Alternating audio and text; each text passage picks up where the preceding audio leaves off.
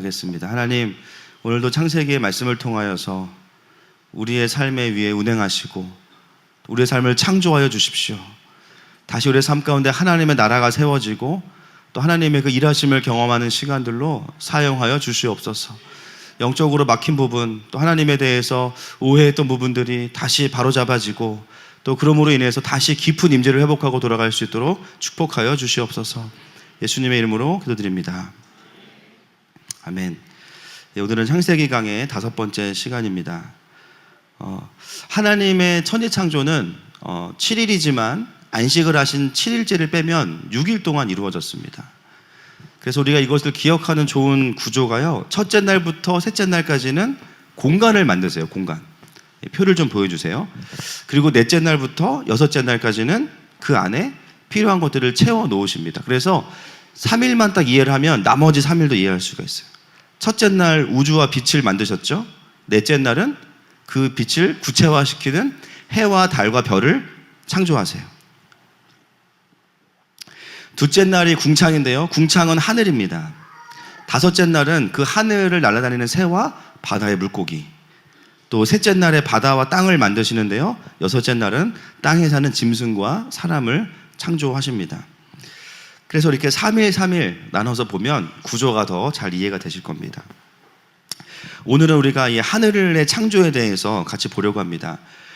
오늘 말씀에 보면 궁창을 만드시고 궁창 위의 물과 궁창 아래의 물로 이제 분류를 하십니다. 그리고 그 궁창을 뭐라고 부르냐? 따라하겠습니다. 하늘이라고 부릅니다. 그래서 이게 어떤 구조로 되어 있냐면요, 보여주시겠어요? 원시 그 초기 지구의 모습이 이렇게 되어 있습니다. 지구가 있고요. 다 보여주세요. 지구가 있고 그 다음에 그 위에 공간이 있고요. 그 위에 또 물로 이렇게 덮여 있죠. 그래서 원래 지구는 물로 감싸져 있고요. 그 사이에 하늘이 있고 그 다음에 또 바다가 있습니다. 그래서 이 원래 지구를 감싸고 있던 물들이 좋지 않은 방사선이나 이런 것들을 다 이제 방어해 주었기 때문에 인간의 수명이 길 수밖에 없었는데요.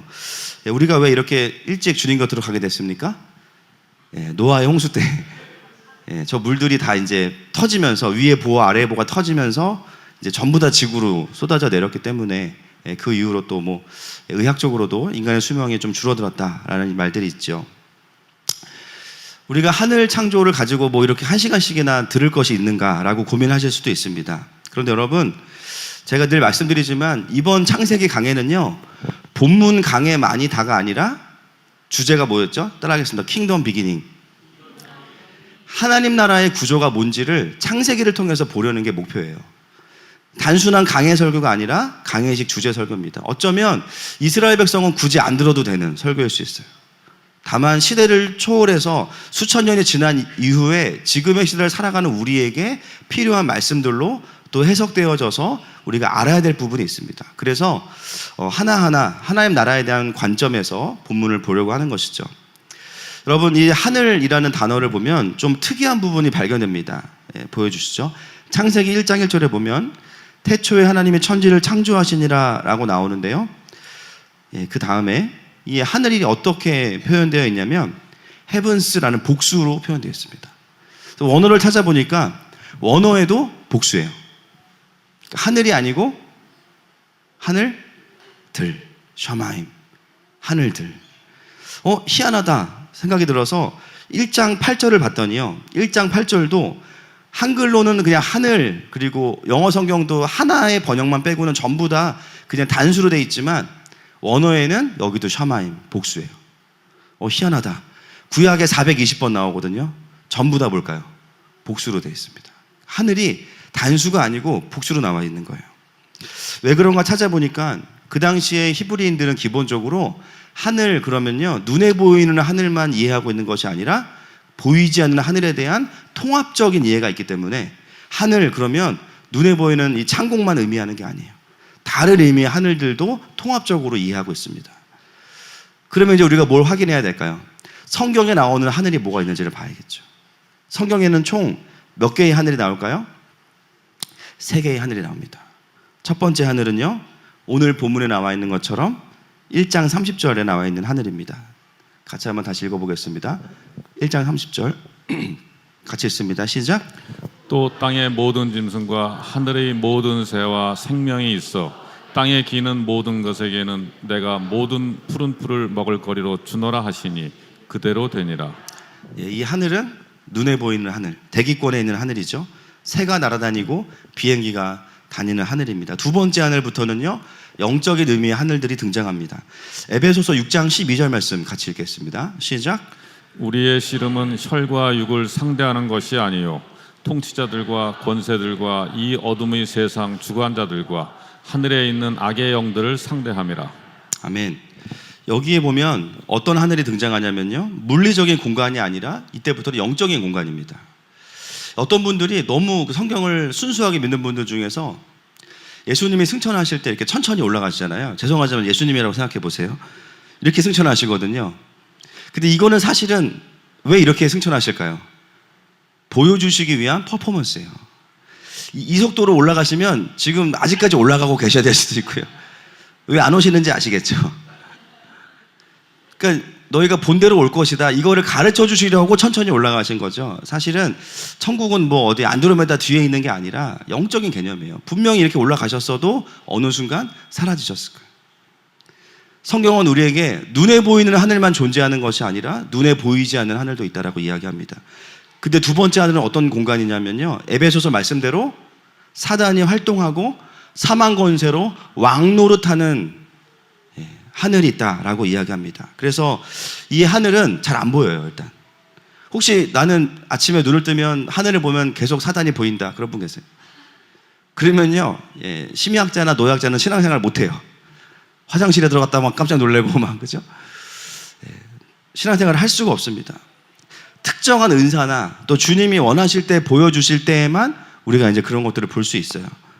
그래서 이 두 번째 하늘은 물리적인 하늘이라기보다는 영적인 의미에서의 하늘이고요. 자, 그 다음 세 번째 하늘입니다.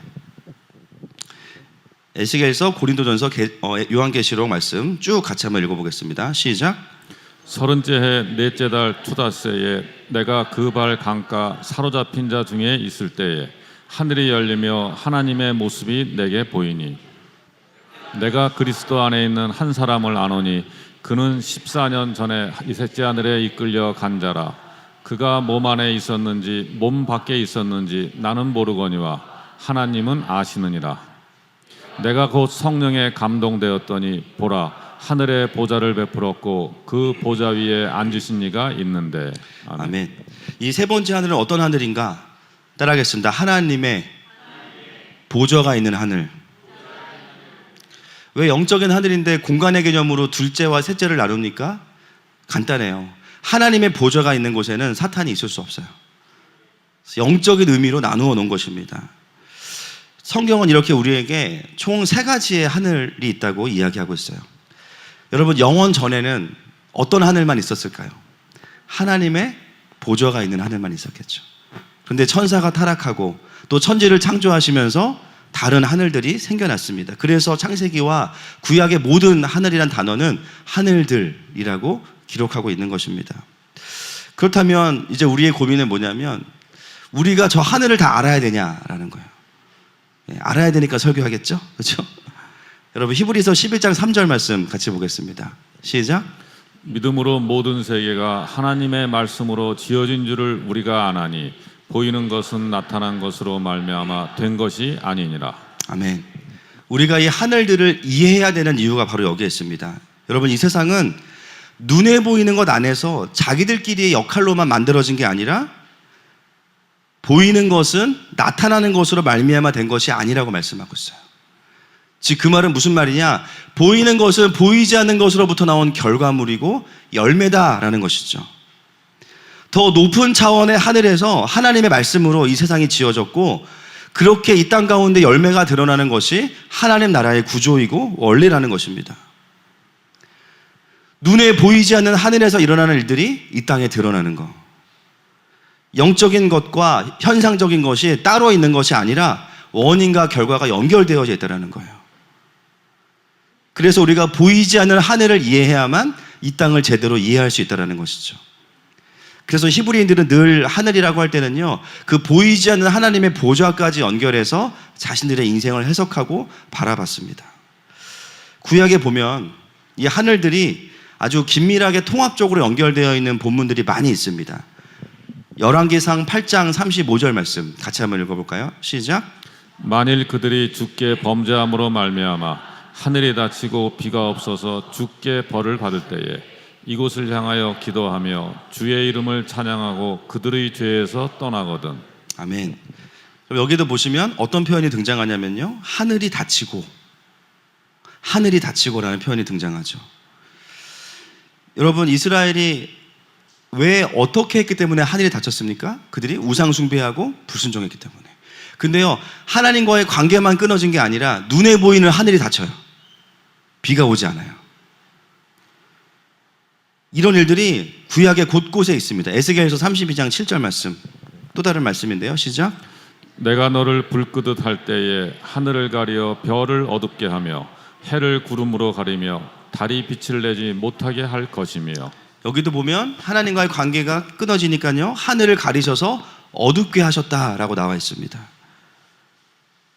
보이지 않는 하늘이 죄로 인해서 닫혀졌을 때 눈에 보이는 하늘도 닫혀지는 것을 보게 돼요. 역대하 7장 13절 말씀도 확인해 보겠습니다. 시작. 혹 내가 하늘을 닫고 비를 내리지 아니하거나 혹 메뚜기들에게 토산을 먹게 하거나 혹 전염병이 내 백성 가운데 유행하게 할 때에. 학개서 1장 10절도 마지막 읽겠습니다. 그러므로 너희로 말미암아 하늘은 이슬을 그쳤고 땅은 산물을 그쳤으며. 아멘. 놀라운 것은 하나님과의 영적인 관계에 문제가 생길 때 눈에 보이는 하늘도 함께 영향을 받는 것을 우리는 보게 돼요. 여러분, 하늘이 닫혔다라는 것은 그런 의미에서 본다면 어떤 의미겠습니까? 하나님의 직접적인 통치와 임재가 내 삶에서 사라졌다라는 거예요. 물론 하나님은 여전히 열방을 하나님의 그 경륜 가운데 운행하고 계세요. 아멘이시죠?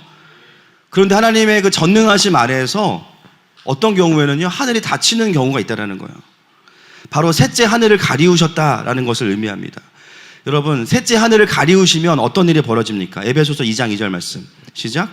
그때 너희는 그 가운데서 행하여 이 세상 풍조를 따르고 공중의 권세 잡은 자를 따랐으니 곧 지금 불순종의 아들들 가운데서 역사하는 영이라. 아멘. 여러분, 호랑이가 없으면 누가 왕노릇합니까? 여호와가 왕노릇하죠. 셋째 하늘이 닫히면요, 어둠이 지배하게 되는 거예요. 사단이 강력해서가 아니에요. 하나님이 하늘을 닫으셨기 때문이에요. 이사야서 59장 1절과 2절 말씀 같이 읽겠습니다. 시작. 여호와의 손이 짧아 구원하지 못하심도 아니요 귀가 둔하여 듣지 못하심도 아니라 오직 너희 죄악이 너희와 너희 하나님 사이를 갈라놓았고 너희 죄가 그의 얼굴을 가려서 너희에게서 듣지 않으시게 함이니라. 아멘. 우리의 죄악 때문에 잠시 하나님께서 하늘을 닫으신 거예요. 그래서 여러분, 우리가 하나님의 임재와 하나님의 통치 아래 있지 않게 되면 종교적으로 무교가 되거나 중립적인 위치가 아니에요. 누구의 통치를 받습니까? 어둠의 통치를 받는 거예요. 둘째 하늘의 통치를 받는 거예요. 공중의 권세 잡은 자를 따라가게 되는 거죠. 그 명백한 증거가 뭐냐면요, 내 삶 가운데 죄악의 열매들이 맺혀지기 시작해요. 로마서 1장 28절부터 32절까지 시작. 또한 그들이 마음에 하나님 두기를 싫어하며 하나님께서 그들을 그 상실한 마음대로 내버려 두사 합당하지 못한 일을 하게 하셨으니 곧 모든 불의, 추악, 탐욕, 악의가 가득한 자요 시기, 살인, 분쟁, 사기, 악독이 가득한 자요 수군수군 하는 자요 비방하는 자요 하나님께서 미워하시는 자요 능욕하는 자요 교만한 자요 자랑하는 자요 악을 도모하는 자요 부모를 거역하는 자요 우매한 자요 배악하는 자요 무정한 자요 무자비한 자라.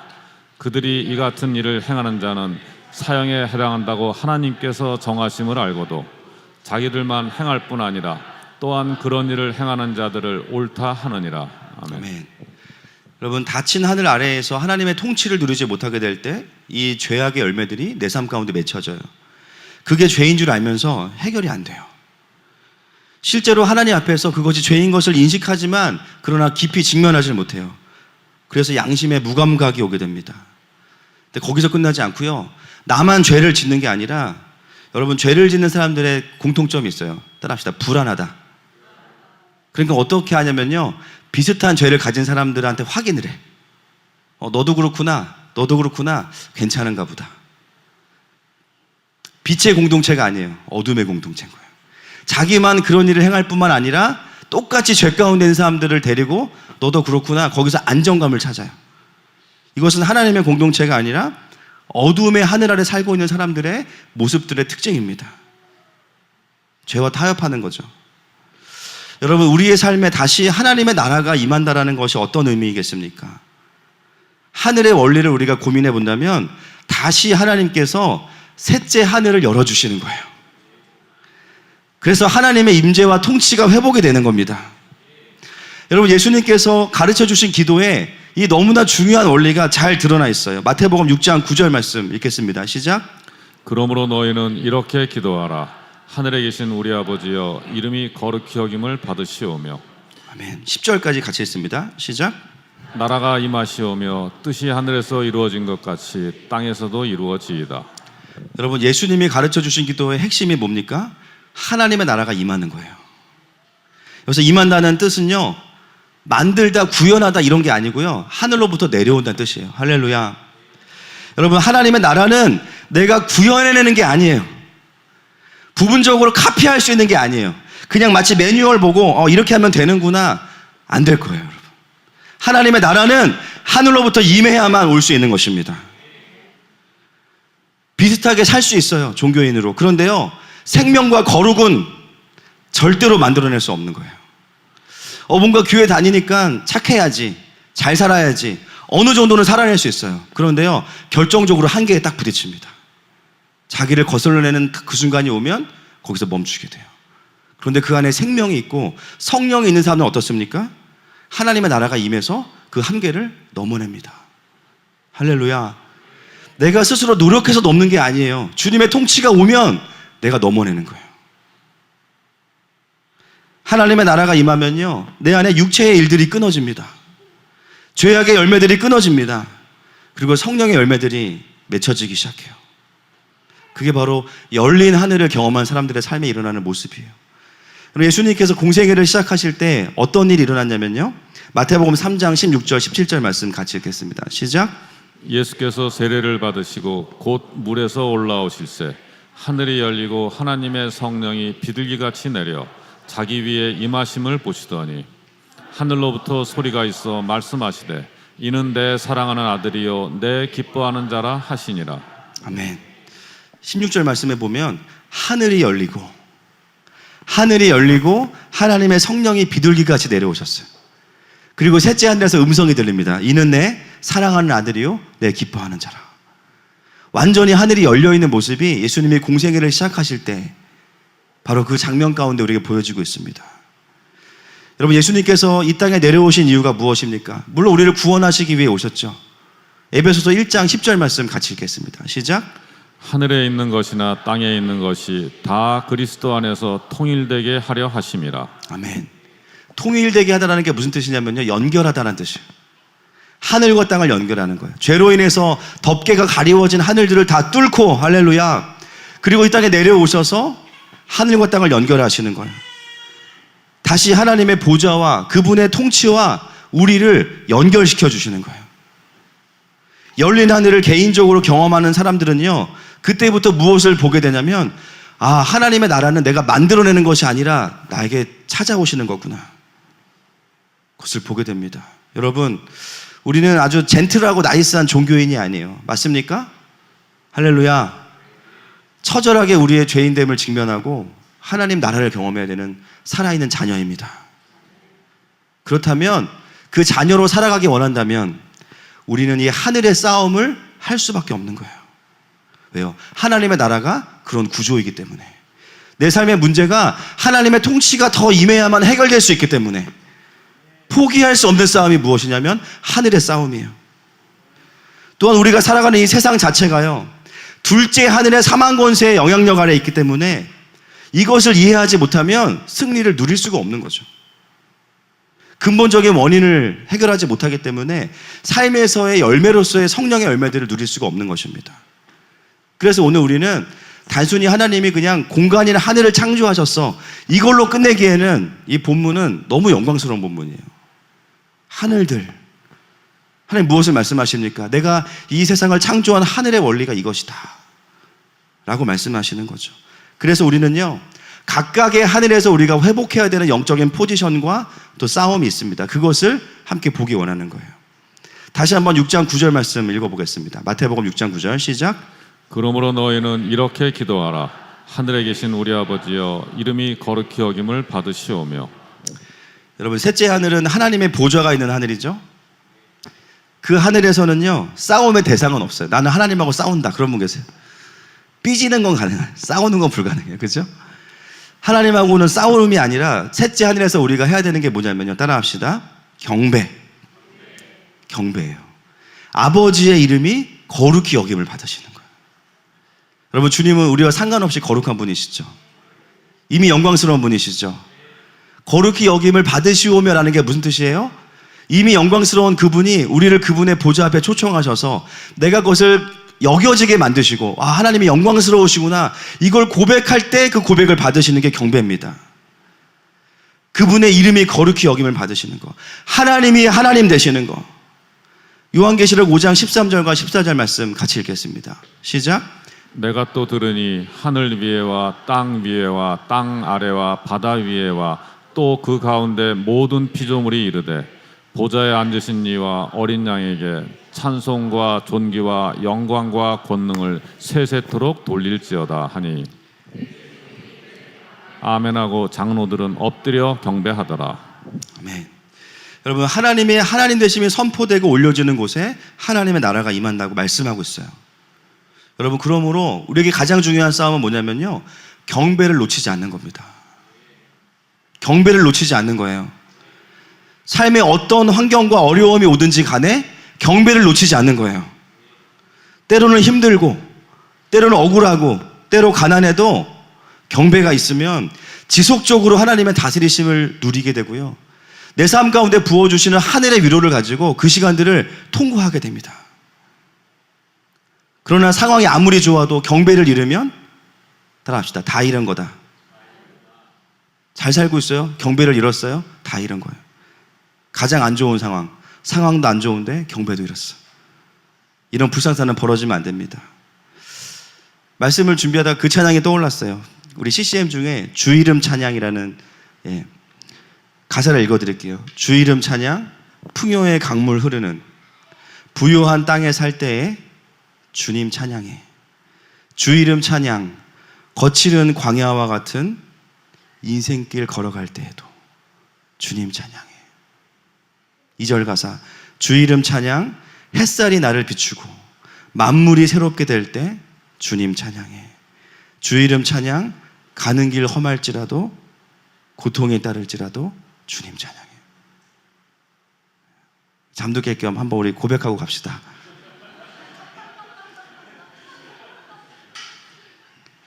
여름에는 예배가 쉽지가 않아요. 그렇죠? 우리 잠이 안 깨시는 분들은 우리 남은 국물 있으면 오늘 그 겨자 그거 드시면 기도할 때도 편하실 거예요. 눈물도 잘 나고. 같이 한번 고백하면서 우리 주님 앞에 좀 경배가 좀 회복됐으면 좋겠어요.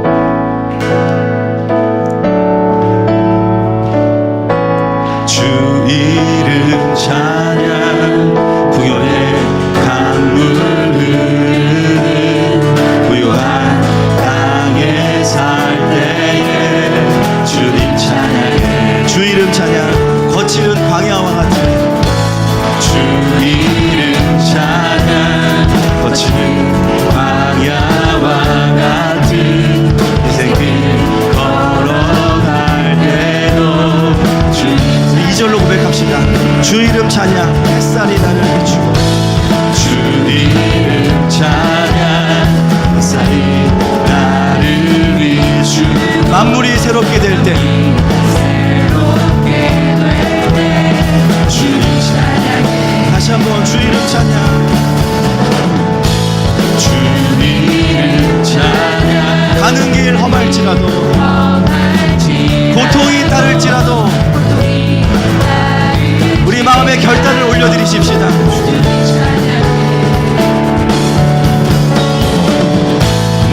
축복 주신 주님 경배하리. 찬양하리.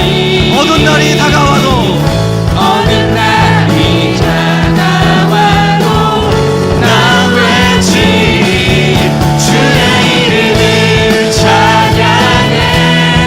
주의 이름을 할렐루야.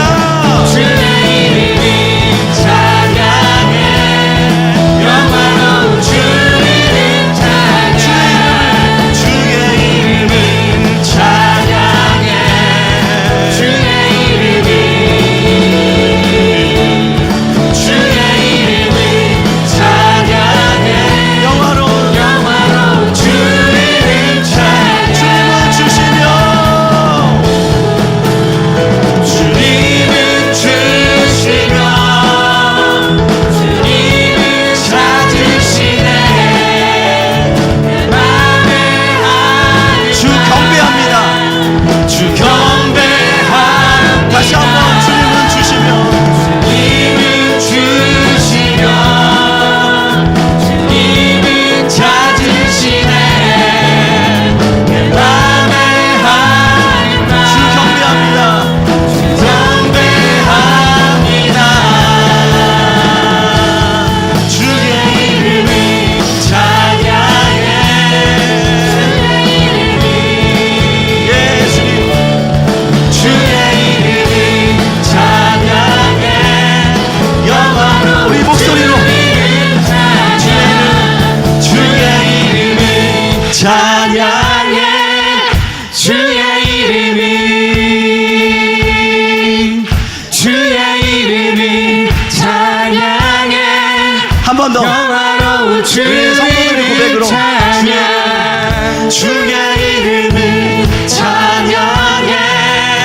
주의 이름 주의 이름을 찬양해. 주의 이름을 찬양. 주의 이름을 찬양해.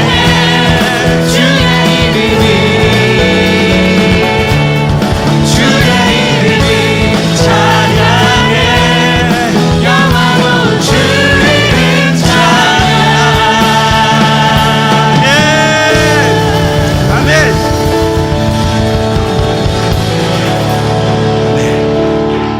할렐루야. 주무시던 분들이 설교가 끝난 줄 아시고 너무 기쁘게 찬양을 하셔가지고 설교를 하기가 죄책감이 느껴집니다 지금. 여러분, 우리가 참 은혜 아닙니까? 그죠? 여전히 삶에 어려움들이 있고 나의 한계가 있는데 이렇게 기쁠 수가 있어요. 할렐루야. 여러분, 이것이 경배의 능력입니다. 아멘이십니까? 여러분, 사단은 끊임없이 우리가 하나님을 경배하지 못할 이유들을 막 던져요. 여러 가지 이슈들을 던져요. 그것 봐, 하나님 선하시지 않잖아. 그것 봐, 하나님이 너 책임지시지 않아. 그것 봐, 너 실패했잖아. 그런 메시지가 우리 마음가운데 들어오기 시작하면요, 경배가 사그라드는 거예요. 옆 사람에게 선포합시다. 속지 맙시다. 그럴수록 더 경배해야 돼요. 아멘이십니까? 더 경배해야 됩니다. 여러분, 경배가 뚫려 있는 사람들은요, 어떤 사람들이에요? 셋째 하늘을 계속 누리는 사람들이에요. 어디에 있든지 하나님의 보좌를 보는 사람들이에요. 아멘이시죠? 여러분, 우리가 드리는 모든 공예배, 개인 예배와 묵상 시간이 그분을 전심으로 경배할 수 있기를 선포하고 축복합니다. 그래서 여러분, 이 하늘의 싸움의 시작은요, 경배로 시작하는 거예요. 경배로. 저는 우리 주니어, 유스, 키즈 뭐 다 할 거 없이 우리 아이들 찬양 시간이 싱올롱 시간을 넘어서서 이미 경배하고 있지만 더 주님의 보좌를 볼 수 있기를 축복해요. 유치부 아이들도 경배할 수 있고요. 주니어 아이들도 경배할 수 있어요. 네.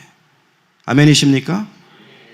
그것이 셋째 하늘에서 우리가 싸워야 되는 싸움이에요.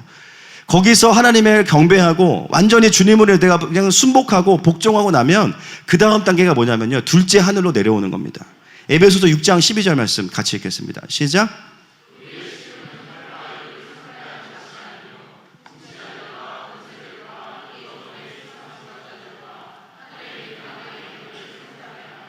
아멘. 여러분, 둘째 하늘에서는 어떤 싸움이 일어납니까? 따라하겠습니다. 영적 전쟁. 경배를 통해서 권세를 회복한 하나님의 자녀들은 둘째 하늘에 있는 어둠의 실체들과 싸우기 시작해요. 우리가 이것을 영적 전쟁이라고 합니다. 보통 영적 전쟁이라고 하면 그걸 잘 아시는 분들은 뭐 거부감이 없지만 특정 선교단체나 또 은사파 교회에서 계셨던 분들 중에 약간 트라우마가 있는 분들이 계실 수도 있어요. 우리가 이제 필요 이상으로 너무 용한 분들을 많이 만나다 보니까 필요 이상으로, 예. 그래서 뭔가 현실과 동떨어진 어떤 신비주의적인 것을 오해를 할 수 있습니다. 그렇죠? 은사를 받았는데 너무 건강하지 않거나 성품이 주님을 좀 덜 닮은 분들을 만나서 그런 거부감이 생길 수 있어요. 근데 여러분 잘 생각해 보세요. 더운 날 쉰 밥을 먹어서 체했어요. 식중독에 걸렸어요. 그러면 어떻게 됩니까 이제? 밥을 안 먹어야 되나요? 밥을 안 먹으면 내가 손해져. 힘도 빠지고. 오히려 그런 경우는 어떻게 되냐면은 다 회복되고 나서 건강하고 맛있는 밥을 먹어야 돼요. 아멘이십니까? 어떤 트라우마가 있다고 해서 그것을 내려놓는 것이 아니라 그 속에도 분명히 하나님이 주신 영광스러운 것들이 있는데요. 그것들은 또 취할 수 있어야 돼요. 저는 하늘마음의 부르심이 그런 균형을 잡아주는 부르심이 있다고 저는 개인적으로 믿습니다. 아멘이십니까? 저에게 오시면 보면요. 저에게 오신 분들 보면 굉장히 이성적이면서도 굉장히 영적인 분들이 많아요. 여러분 아시겠지만 저희 교회는 이렇게 맹목적인 신앙을 가진 분들은 거의 없어요. 그렇죠? 그런 분들은 저희 교회를 안 오세요 일단. 여러분들 저희 교회 오실 때 엄청 알아보고 오셨죠? 엄청 따져보고 막 설교 다 들어보고 막 그렇죠? 와서도 막 매인으로 쳐다보시고. 그리고 이렇게 제가 이제 집회를 다녀보면 알잖아요. 어떤 데 가보면 아멘이 맹목적이야. 여러분 아멘 막 이러. 여러분 했는데 아멘 나오고 막. 여러분 아멘. 물 좀 갖다 주세요. 아멘 막 그러고. 뭐야 이게. 근데 우리 성도들의 아멘은 굉장히 기계적이지 않고 고백적이세요. 그래서 감사하죠. 또 조금 뭔가 성경과 안 맞거나 약간 목사가 교만하다 이런 느낌이 나면 아멘이 안 나와요. 바로 알아차리시고 또 뭐 저는 담임이니까 좀 봐주시지만 외부 강사는 얄짤없어. 외부 강사를 부를 수가 없는 거예요. 목이 맨날 쉬어 있고 저랑 우리 교육자들만 성령 충만해주고 맨날 할렐루야. 아주 힘든 교회입니다. 아주 힘든 교회. 어쩌다가 여기까지 왔는지 모르겠어요. 뭔 얘기하다가 여기까지 왔죠? 여러분 균형이 중요합니다. 균형. 예. 근데 균형은요 하향 밸런스가 아니고 따라서 상향 밸런스. 상향 밸런스가 돼야 돼요. 여러분 영적 전쟁의 핵심은요 어떤 은사나 어떤 영적인 현상이 아니에요. 그런 것들이 사용되어지는 부분이 있어요. 저도 그런 부분들을 많이 경험하고 또 그랬습니다. 그런데 중요한 건 뭐냐면 개인적으로 하나님께 받는 것들은요 틀릴 때도 있어요. 잘못 알아듣거나 잘못 볼 수도 있어요. 저도 한참 하나님 주시는 어떤 음성들을 듣고 제가 어떤 결단을 했냐면 오늘부터 하나님이 주시는 음성은 내가 다 따라가겠다 이런 결단을 하고 음성 듣는 훈련을 했는데요. 하나님이 어떤 선교단체에 소현석이라는 사람이 있다는 거예요. 그런 마음을 주시는 거예요. 그래서 제가 또 순종하고 거기 전화했어요. 거기 소현석이라는 분 계시죠? 제가 만나야 됩니다. 아니요, 없는데요. 혹시 지금 훈련 받는 중에도 없나요? 없어. 그래, 혹시 들어오면 전화 주세요. 15년째 연락이 없어요. 15년째. 오늘 어떤 분이 누구였더라? 하편 목사님이 혹시 소현수를 잘못 알아들은 거 아니냐고. 그러면 응답이 있는 거야. 할렐루야. 현수를 만나려고 제가. 그러나 제가 들었던 그 음성은 어떻게 된 건지 아직도 모르겠습니다. 물론 하나님이 정말 정확하게 말씀해 주신 것도 있어요. 많아요. 근데 문제는 뭐냐면요. 정확하냐 아니냐가 핵심이 아니에요. 영적 전쟁의 핵심은요. 어떤 은사나 환상보다 더 중요한 게 있습니다. 하나님의 일하심의 방향을 내가 분별하는 게 더 중요한 거예요. 그리고 하나님의 일하심과 반대하는 영적인 어두움을 분별하는 게 더 중요한 거예요. 내가 싸워야 될 대상이 무엇인지를 정확히 꿰뚫어 보는 게 영적인 통찰이 있는 거예요. 그래서 영적이라는 말은요, 이성적이라는 말과 반대되는 말이 아니라 우리는 완전히 구원받은 이성을 가지고 진짜 영적이어야 돼요. 할렐루야. 하나님의 일하심을 분별할 수 있는 거. 하나님과의 깊은 관계 안에서 하나님 나라의 흐름을 이해하고 볼 수 있는 거. 그것을 대적하는 흐름을 분별하는 거. 그게 완전히 구원받은 자의 이성으로 보는 영성입니다. 그래서요, 우리는 굉장히 이성적일 필요가 있어. 옆 사람에게 이성적이 됩시다. 시작. 열광주의가 이성적인 거죠. 공부의 머리랑은 상관이 없으니까는 여러분 힘들어하지 마세요. 그래서 우리가 어떤 현상들을 마주할 때, 아, 이거는 어디로부터 온 건지를 볼 수 있는 사람이면 영적인 사람이에요. 아, 이거는 교만함으로부터 온 거구나. 그게 보여야 돼요. 아, 이거는 자기 애로부터 온 거구나. 아, 이거는 미혹이구나. 미혹, 거짓. 아, 이거는 만몬이구나. 이거는 두려움을 통해서 들어온 거구나. 이거는 실패감을 통해서 들어온 거구나. 아, 이거는 죽음의 영을 통해서 들어온 거구나. 아, 이거는 음란함으로부터 온 것이구나. 그것을 볼 수 있는 게 영적인 거예요. 여러분, 사단은 생각보다 아주 전략적으로 우리에게 달려들죠. 그렇죠? 영적인 전쟁이 있어요. 예배만 가려고 하면 분노할 일이 생겨. 평소에는 분노할 일이 아니에요. 예배 전에 그런 일이 생기면 더 분노해 막. 그렇죠? 갑자기 막 일이 터져. 예배 가려고 그러면. 뭔가 하나님 나라를 향해서 우리가 살아가려고 할 때 뭔지는 모르지만 그거에 대해서 스트러글한 어떤 영향력들을 보게 되는 거. 거기서 이 땅에서 일어난 어떤 현상으로 끝나는 것이 아니라 분명한 둘째 하늘에서의 전쟁이 있어요. 여러분, 우리가 하나님 나라의 이성을 가진 자들이기 때문에 충분히 분별할 수 있습니다. 둘째 하늘에서의 싸움은 이 땅에서의 눈에 보이는 싸움을 잘 싸우기 위해서 너무나 필요한 부분입니다. 골로새서 1장 13절 그리고 2장 15절 말씀 같이 읽겠습니다. 시작. 그가 우리를 흑암의 권세에서 건져내사 그의 사랑의 아들의 나라로 옮기셨으니 통치자들과 권세들을 무력화하여 드러내어 구경거리로 삼으시고 십자가로 그들을 이기셨느니라. 아멘. 이미 어둠의 권세들은 승리하신 예수님께서 그들을 무력화시키셨습니다. 그거를 확신하고 들어가는 거예요. 그리고 내려가서 승리를 경험하는 거죠. 이 싸움을 배우는 것이 필요합니다. 우리가 영적인 부분들을 이해하지 못하면요, 다른 교회나 단체들을 판단할 수 있는 거예요. 아니, 사역을 갔는데 땅 밟기가 뭐야? 갔으면 뭐 밥이라도 주고 와야지. 땅만 밟고 왔대. 아니, 24시간 기도하는 게 뭐야? 그게 무슨 사역이야? 여러분, 그게 사역이에요. 왜요? 그 땅에는 영적인 어두움들을 향해서 가서 중보하고 싸우고 오시는 거예요. 그분들이 영적인 전쟁을 하지 않으면, 그 땅에는 권세와 통치들을 파쇄하지 않으면 그 싸움 누가 해야 됩니까? 우리가 해야 되는 거예요. 둘째 하늘을 이해하지 못하면 그런 영적인 사역들에 대해서 우리가 오해할 수 있는 거죠. 우리가 눈에 보이는 전쟁이나 액션이 아니기 때문에 눈에 보이는 현상으로만 평가하면 아무것도 안 한 것처럼 보여요. 그러나 사실은 둘째 하늘에서의 영적인 어둠과 싸워주는 공군과 같은 역할을 하는 겁니다. 여러분, 사역할 때요, 중보기도 없이 사역하는 분들은요 진짜 힘들어요.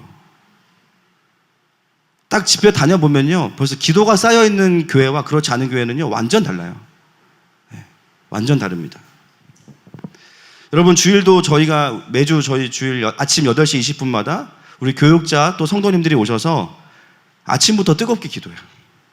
곳곳에 흩어져서 예배를 위해서, 목장 리더들을 위해서, 교육부서를 위해서, 오늘 처음 오는 새가족까지 뜨겁게 중보하고 주일 하루를 시작합니다. 왜 그렇게 하나요? 영적인 전쟁을 먼저 하는 거예요. 한 주간 동안 성도분들이 잘 사셨으면 참 감사하지만 어쩌면 패배하고 실패했다면 미리 그 싸움을 기도로 싸우는 거예요. 할렐루야. 여러분, 이게 어떤 이해 속에서 되어지는 겁니까? 둘째 하늘을 이해하는 거예요. 이 분당과 도시 위에, 이 땅을 위해 많은 중보자들이 일어나기를 축복합니다. 그래서 그렇게 중보하는 자들, 기도하는 자들이 세워져 있으면 감사하게 여기고요, 그 다음 사역을 우리가 할 수 있는 거죠. 그 지역이나 영역에 들어가서 실제로 복음을 전하고 하나님의 나라를 선포하고 문화를 바꾸는 사역들을 또 누군가가 하는 거예요.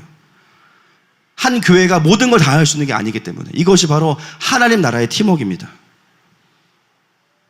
그래서 군인도 보면 공군, 해군, 육군이 있죠. 중보하고 영적인 전쟁을 하는 그룹이 있다면 어떤 그룹은 교회를 세우고 사람들을 훈련하고 도시 안에서 정말 약자들을 돌보고 하나님의 재정을 흘려보내고 이런 사람들이 동시다발적으로 일어날 때 사람들은 하나님의 나라를 보게 되는 것입니다. 그래서 교회가 아군 적군을 잘 구별해야 됩니다. 여러분, 둘째 하늘에서 사망 권세로 왕노릇하는 사단의 권세가 분명히 있어요. 분명히 있습니다. 그걸 알아야 됩니다. 여러분, 그들이 일하는 방식이 뭐예요? 뭐 화장실에서 막 빨간 휴지 줄까, 노란 휴지 줄까, 막 내 다리 내놔, 막 이런 거. 잘 때 막 목사님 가위 눌러서 잠 못 자게 하고. 굉장히 낮은 수준의 공격이에요, 그거는. 본문이 말하고 있습니다. 통치자들과 권세자들과 어둠의 세상 주관자들. 그들은요, 법과 리더십이라는 것들을 활용해서 일합니다. 하나님을 마음에 두지 않고 하나님을 경외하지 않는 마음들을 이용해서 이 땅 가운데 사역해요. 하나님을 대적하는 법을 만들고 그러한 법을 시행하는 권위를 가지고 세상을 움직여 갑니다. 여러분, 그런 법과 구조를 딱 만들어 놓으면요, 사람들이 그 길로 가게 돼 있어요. 길을 열어놓으니까. 그래서 리더가 중요한 거예요. 리더가 영적으로 어디와 연결되어 있는지가 너무너무 중요한 거예요. 한번 길이 나고 한번 문이 열리면 빛이 들어올 수도 있고요, 어둠이 들어올 수도 있는 거죠.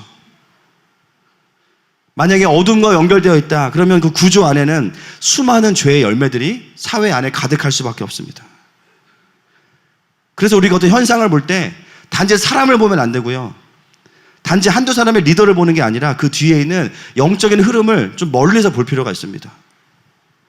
내 눈에 좋아 보이고 내 눈에 싫어 보이고 이게 중요한 것이 아니라 영적인 거대한 흐름 가운데 지금 하나님의 나라가 어떻게 확장되고 있고 어떻게 그것들이 또 반대되어지고 있는가를 보는 게 필요하죠.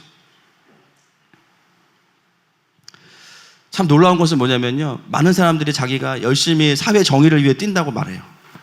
또 사람들을 위해 산다고 말합니다. 그런데요, 그런 와중에도 얼마든지 어둠의 권세에 쓰임받을 수 있어요. 그 안에 하나님을 경외하는 마음이 없으면. 우리가 이것을 분별할 수 있어야 됩니다. 그래서 에베소서 뭐라고 이야기합니까? 혈과 육에 대한 전쟁이 아니라 그래요. 무슨 말이에요? 사람 보지 말아라. 사람과 싸우지 말아라. 개인도 마찬가지죠. 내가 하나님의 백성으로 성령 충만해지는 거 사탄이 좋아할까요? 싫어할까요? 엄청 싫어하죠. 그래서 어떻게 합니까? 혈과 육에 대한 싸움으로 갑니다. 얼마나 집요한지 몰라요. 내가 딱 싫어하는 거, 내가 분노할 만한 거를 적재적소에 아주 그냥 완벽하게 준비합니다. 이간질, 시기, 질투, 음란, 교만, 이런 것들이 우리의 삶의 통치가 될 수 있도록 절묘하게 들어옵니다. 영적으로 깨어있으면 대적하면 되는데요, 영적으로 놓치는 순간, 그걸 권세를 받아들이는 순간 그 영역에 있어서만큼은 둘째 하늘의 권세가 우리를 마음대로 움직일 수 있는 거예요. 원하는 대로 나를 분노하게 하고 원하는 대로 나를 우울하게 만들고. 여러분, 그래서 영적인 전쟁은 기도원에서만 하는 게 아니에요. 우리의 일상 속에 있어요. 가족, 회사, 친구, 교회, 나의 내면, 곳곳에서 일어나는 게 영적인 전쟁입니다. 내가 영적인 분별력을 잠깐 놓칠 때 나는 결국은 혈과 육과 싸우고 있는 거예요. 사람들과 싸우고 있는 거예요.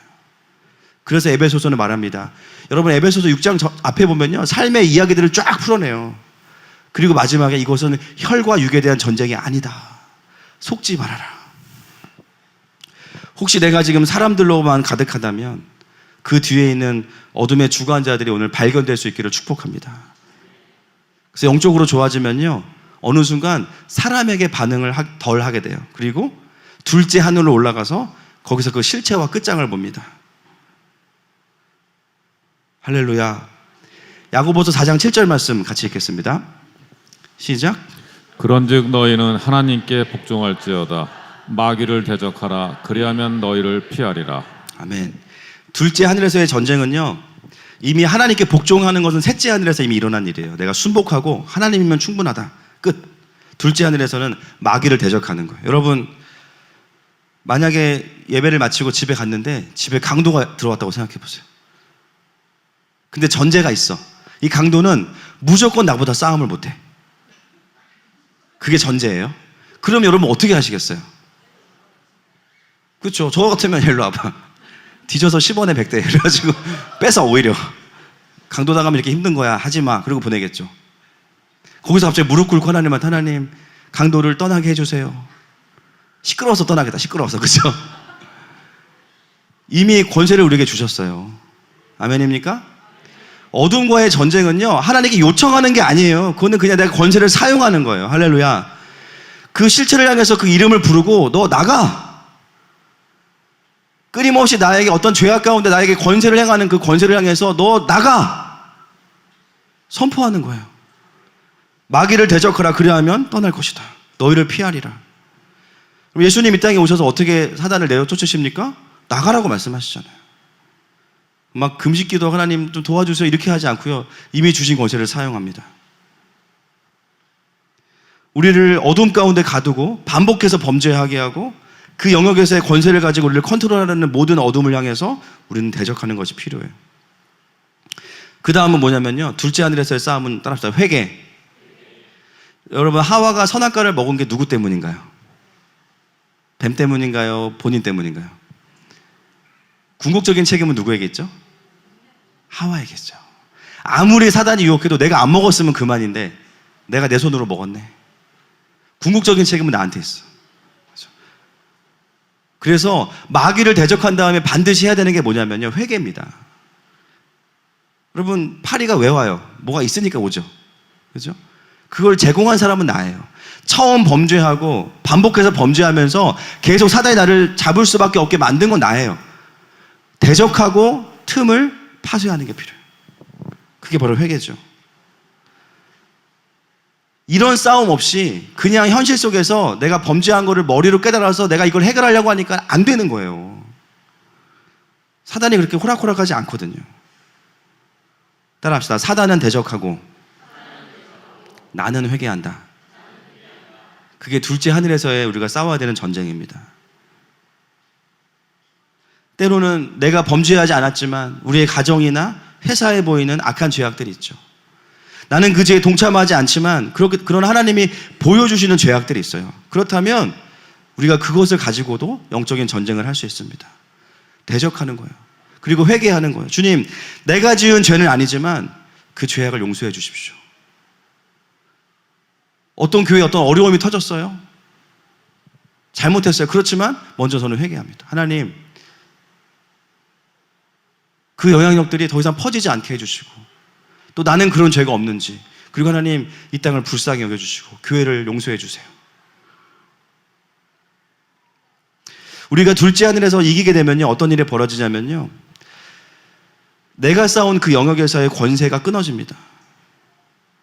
그동안 내가 정말 이길 수 없던 죄악들이요, 쉽지 않던 죄악들이 끊어져요. 그 자유케 된 심령으로 이제 어떻게 되냐면요, 첫째 하늘로 내려오는 거예요. 눈에 보이는 이 삶 속으로 내려와서 뭐 하냐면요, 첫째 하늘에서의 전쟁은 한 가지입니다. 딱 따라합시다. 순종이에요. 경배하고 대적하고 회개하고 자유케 됐으면요, 이제는 어떻게 되냐면요, 삶에 내려와서 다시 이전과 다른 삶의 순종을 풀어놓는 겁니다. 이미 경배와 대적과 회개가 끝났기 때문에 우리의 영이 풀어졌거든요. 묶여있지 않아요. 성령께서 나를 다스리고 계세요. 그 말은 뭐냐면 순종할 수 있는 상태가 됐다라는 거예요. 그때 나의 일상 속에서 실제적인 순종을 풀어놓는 겁니다. 어떤 분들은 너무 영적인 전쟁만 하셔가지고요, 순종을 해야 마침표가 찍히는 건데 순종을 안 하시는, 회개하고 대적하고 다 와서 원래 살던 대로 그냥 살아버려. 그럼 어떻게 됩니까? 또 죄짓고 또 틈을 주게 되고 또 컨트롤을 받는 거죠. 둘째 하늘에. 그러면서 그때 사단이 주는 메시지가 있어요. 겉봐, 너 안 변하잖아. 포기해. 원래 다 그런 거야. 옆에 있는 김집사를 봐. 똑같지? 원래 그런 거야. 엄청 설득력 있어. 아, 그런가 보다. 원래 신앙생활 원래 그냥 이렇게 하는 건가 보다 그냥. 여러분, 아니에요. 속고 계신 거예요. 어떤 메시지가 됐든 죄와 타협하게 만드는 메시지는요, 전부 다 하나님이 주신 메시지가 아닙니다. 이제 그런 신앙생활을 하기 시작하면 어느 정도는 잡혀서 살아가는 거죠. 잡혀서. 그러니까 성령 충만은 할 수 없고 그냥 잡혀서 살아가는 거예요. 여러분, 우리가 오늘부터 은혜 받고 나면요, 나의 삶의 일상에서 하나님의 뜻에 대한 명확한 순종이 풀어지기를 축복합니다.